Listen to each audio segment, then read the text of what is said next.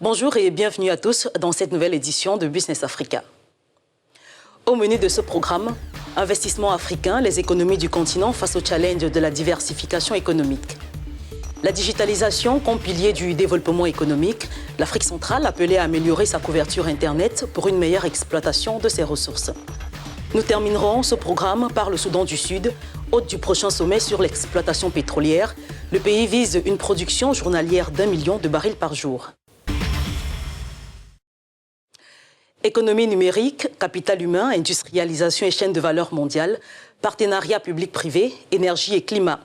Autant de thématiques développées lors du dernier sommet de Brazzaville sur les investissements en Afrique. Outre les partenaires internationaux, les Africains ont été appelés à davantage investir sur le continent dans des domaines tels que les infrastructures et la manufacture. Explication de Cédric Siosolo et Frida Mlemois. Convaincre le plus grand nombre d'investisseurs africains à investir sur le continent est le nouveau challenge des économies africaines. C'est ce qui ressort du dernier forum Investir en Afrique qui s'est tenu en République du Congo. Un défi d'autant plus que les investissements étrangers sont en nette hausse pour la 3e année consécutive. Près de 11% selon le World Investment Report du 12 juin par la Conférence des Nations Unies sur le commerce et le développement. Une augmentation qui s'explique selon le rapport par la progression de la demande et, par voie de conséquence, du prix de certains produits de base. La situation diffère cependant d'une économie à l'autre. Les investisseurs sont plus attirés par les zones économiques spéciales, identifiées comme un facteur de croissance des investissements étrangers. On en dénombre 237 en Afrique, où elles sont présentes dans 38 pays. Les flux sud-sud sont également en hausse, toujours selon le Sénuced.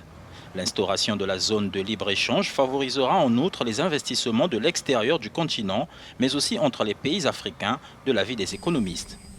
Il faudrait cependant exploiter davantage les secteurs clés, comme le pétrole, les infrastructures et la manufacture.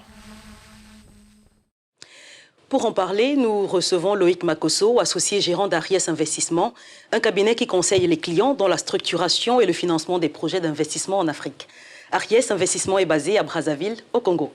Bonjour Loïc Makosso et merci d'avoir répondu à l'invitation de Business Africa. Bonjour Armel, c'est toujours un plaisir de venir vous voir.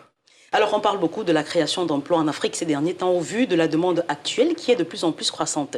Quels mécanismes selon vous peuvent être mis en avant pour créer plus d'emplois et quels secteurs peuvent aujourd'hui être mis à contribution dans le contexte actuel? Alors vous savez, on ne va pas réinventer la roue. Pour ma part, je vois 3 mécanismes.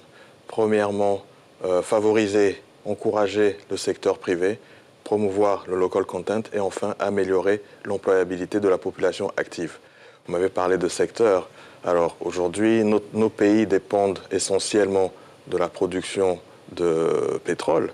Il conviendrait donc de diversifier l'économie et pour ce faire, il faudrait que les entreprises qui pourraient participer à l'effort de diversification bénéficient notamment d'infrastructures répondant aux standards internationaux. Et donc les investissements dont on parle, pour ma part, ce serait essentiellement dans les infrastructures.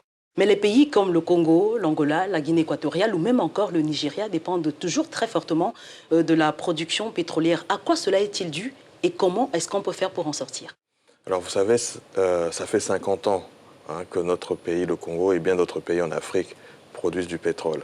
Le pétrole a l'avantage effectivement de générer des gains considérables, des ressources considérables pour les pays producteurs.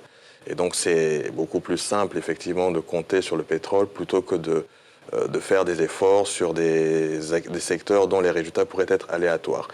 Et donc aujourd'hui, il conviendrait, je le disais tantôt, d'encourager le secteur privé. Il existe déjà des entreprises au Congo qui se déploient dans divers secteurs d'activité.